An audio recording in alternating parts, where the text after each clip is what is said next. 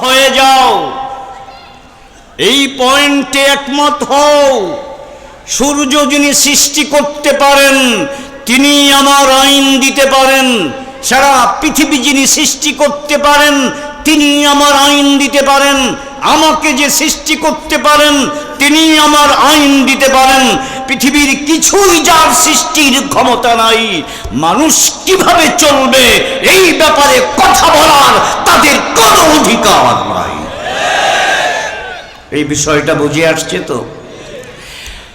আমাদের প্রিয় নবী মুহাম্মদুর রাসূলুল্লাহ সাল্লাল্লাহু আলাইহি ওয়াসাল্লাম তিনি শিক্ষক হিসেবে এসেছিলেন। তিনি কি শিক্ষা দিয়েছেন?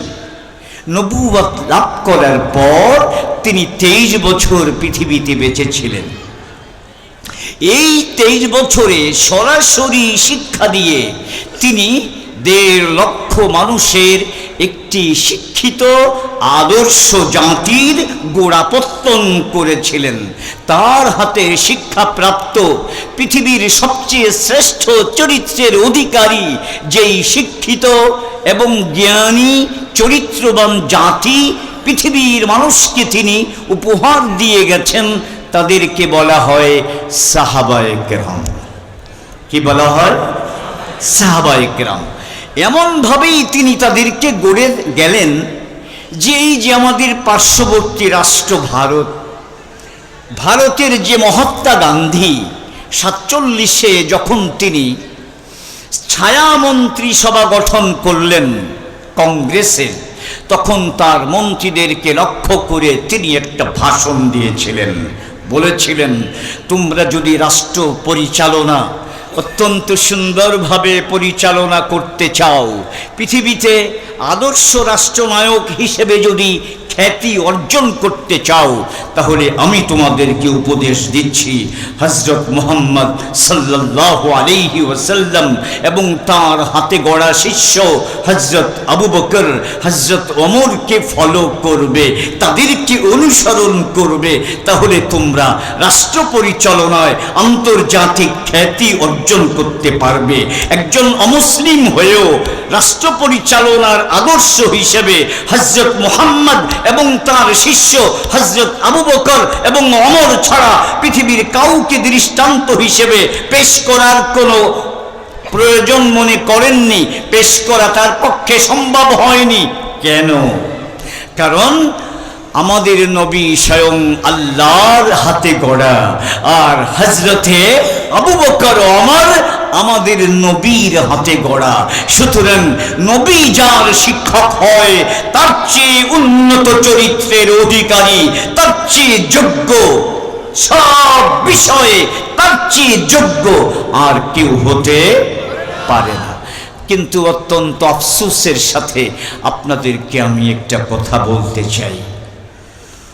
আমাদের প্রিয় নবী এক হাদিসে বলেছেন, শোনো, প্রত্যেকটা জাতির গৌরব এবং সম্মানের কিছু বিষয় থাকে।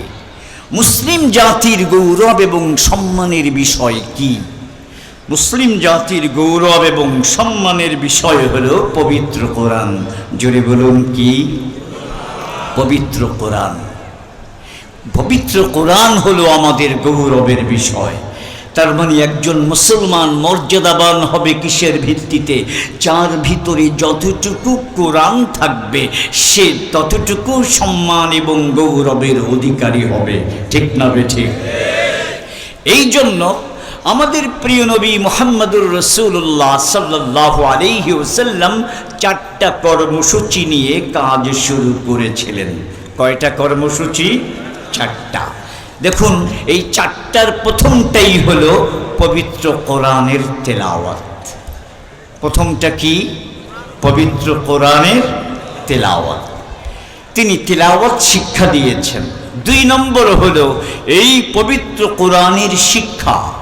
এখানে আল্লাহ পাক মানব জাতির জন্য কি শিক্ষা দিয়েছেন, সেই শিক্ষায় উম্মতকে শিক্ষিত রূপে গড়ে তোলা, এটা ছিল তার 2 নম্বর কর্মসূচি।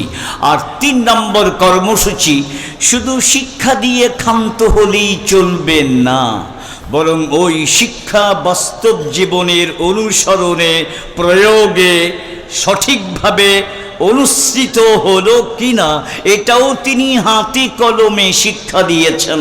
এটা কি বলে তালিমে হিকমত অথবা তালিমে সুন্নত। যেমন উদাহরণস্বরূপ বলি, আল্লাহ পাক বলেছেন আকিমুস সালাহ, তোমরা নামাজ কায়েম করো। কিন্তু নামাজ কিভাবে কায়েম করব, এই প্রসঙ্গে বিস্তারিত কোনো কথা, বিস্তারিত কোনো বর্ণনা কোরআনে দেয়া হয়নি। নবী করিম সাল্লাল্লাহু আলাইহি ওয়াসাল্লাম তার বাস্তব আমলের মাধ্যমে, ট্রেনিংয়ের মাধ্যমে সাহাবায়ে কেরামকে শিক্ষা দিয়েছেন। তাহলে একদিকে আল্লাহ যে আদেশ দিলেন সেই আদেশ তিনি শিক্ষা দিয়েছেন, বুঝিয়ে দিয়েছেন, বুঝিয়ে দিয়েই ক্ষান্ত হননি, ওটা আবার আমল করে দেখিয়েছেন। এজন্য তিনি ছিলেন ইসলামের উপরে আমল করার বাস্তব মডেল এবং বাস্তব নমুনা। এটা কি বলে